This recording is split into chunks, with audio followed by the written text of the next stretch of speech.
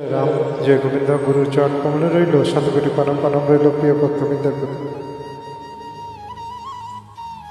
তাগম সত্যং সূচ দয়া পরস্পর অধিক হইতে হয়, অতএব সর্বদা তাকে আশ্রয় করিতে চেষ্টা করিতে হয়। সেই তাকে লাভ করিতে হইলে ঈশ্বরকে অর্থাৎ ঐশ্বর্যশালীর প্রয়োজন।